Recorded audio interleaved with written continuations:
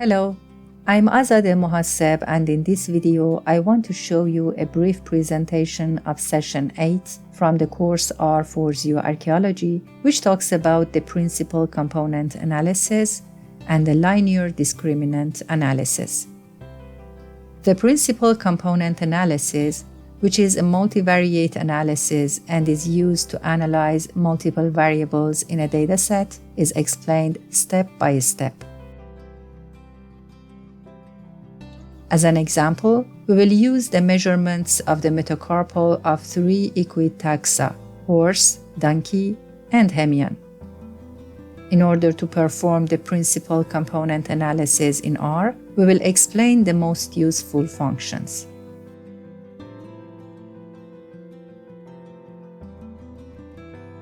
First of all, we will see how to compute the eigenvalue and the variance for principal components.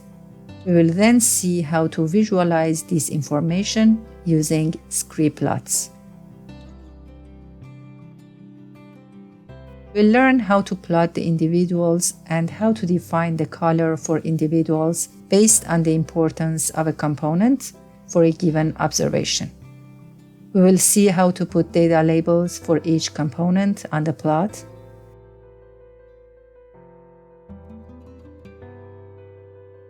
how to color code the different groups, and how to add ellipses to groups.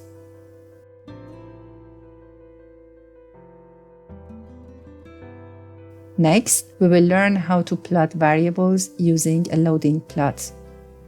In our example, we have 13 variables that correspond to the measurements of equid metacarpals. In the plot of variables, we will see how to color the variables based on their contribution.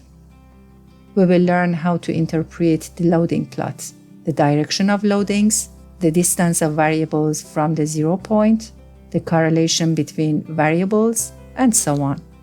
We will see how to compute the strength of the relationship between variables and components. Also, we will compute the quality of representation of variables on components. We will then visualize the quality of variables using a corrplot.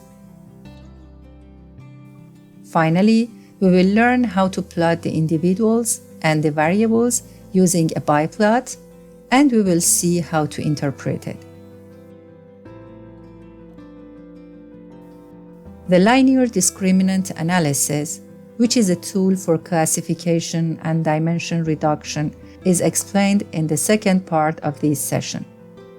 To perform this analysis in R, we use the same dataset as for the principal component analysis by sampling the dataset into 70% reference and 30% test data.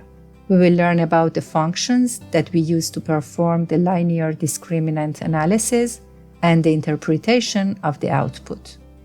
We will then visualize the linear discriminants of the reference dataset using a simple scatter plot.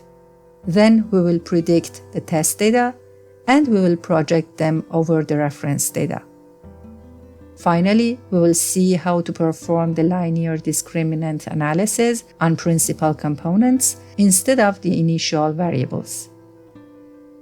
The presentation of the contents of all sessions is available under the playlist R for ZooArchaeology on my channel.